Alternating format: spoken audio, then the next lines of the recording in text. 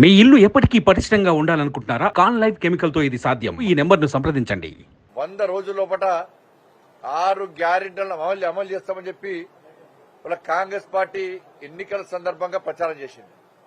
ఢిల్లీ నుంచి గల్లీ వరకు నాయకులందరూ కూడా 6 గ్యారెంటీల పేరుతోని ప్రచారం చేశారు. 6 గ్యారెంటీల ప్రచారం ఎట్లుందంటే ఇందిరమ్మ ఫోటో పెట్టిర్రు, 6 నెంబర్ వేసిండ్రు, 600 కోట్లు హోర్డింగ్ల కోసం, యాడ్స్ కోసం, పబ్లిక్ కోసం ఖర్చు పెట్టారు. కానీ 6 గ్యారెంటీల అమలు కోసం మాత్రం 600 కోట్లు దొరుకుతలే వాళ్ళకి. వాళ్ళు ఏ ఒక్క హామీని అమలు చేయకుండా 100 రోజులు దాటిన వెంటనే మేము 6 గ్యారెంటీలు అమలు చేస్తామని చెప్పి పండుగలు చేసుకున్నారు కాంగ్రెస్ పార్టీలు. ఇలా మీరు 6 గ్యారెంటీలు అమలు చేస్తే వాళ్ళ తెలంగాణలో రైతాంగం గాని, మహిళలు గాని, యువత గాని, పేద ప్రజలు గాని ఎందుకు ఇలా ఇబ్బందులు పడాల్సి వస్తుందో కాంగ్రెస్ పార్టీ నాయకులు స్పష్టం చేయాలి. వాళ్ళ రైతులకు సంబంధించి ముఖ్యంగా ఇప్పుడే మొన్న మేము గొడవ చేస్తాం. ఇక్కడ ఈ ప్రాంతానికి సంబంధించి పంటలకు సాగునీరు లేదు. సాగునీరు లేక రైతులు ఇబ్బంది పడుతుంటే ఇలా కృష్ణారెడ్డి గారి నేతృత్వంలో ఆందోళన చేస్తుంది. మేము అధికారులను డిమాండ్ చేస్తే, ప్రభుత్వం డిమాండ్ చేసే వెంటనే నీరు వదిలిపెట్టారు. మళ్ళా ఆపేరు, మళ్ళా గొడవ వేస్తే మళ్ళా నీళ్ళు వదిలిపెట్టారు. మళ్ళా ఇవాళకి లాస్ట్ అట మళ్ళా నీటి సరఫరా, నీటి విడుదల ఆపేస్తున్నారు. ఇన్స్టాల్మెంట్ లెక్క నీటి విడుదల చేస్తున్నారు.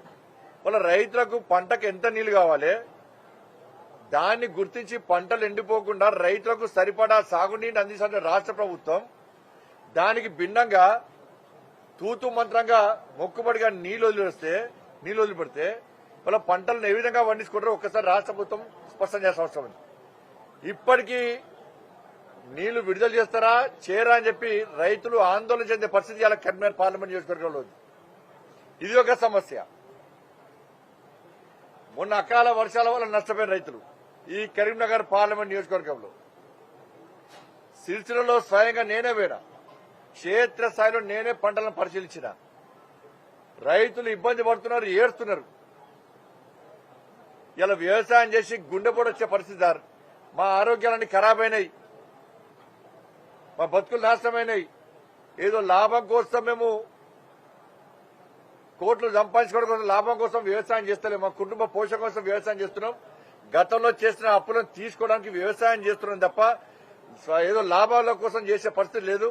అయినప్పుడు కూడా అకాల వర్షాలు నష్టపోతే కనీసం మనం పట్టించుకున్న పాపన వల్లే ఏ మంత్రి రాలే మా దగ్గరికి అని చెప్పి ఇవాళ రైతులు చెప్పిన తర్వాత ఆ రోజు భారతీయ జనతా పార్టీ తరఫున డిమాండ్ చేస్తున్నాను.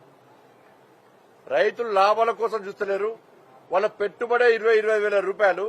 కాబట్టి ఎకరానికి 20,000 వేల రూపాయలు రాష్ట్ర ప్రభుత్వం నష్టపరిహారం ఇవ్వాలని చెప్పి మేము డిమాండ్ చేస్తే ఇస్తామని చెప్పి ఉత్తర్వులు జారీ చేసిన తప్ప ఒక్క పైసా ఇవ్వలే.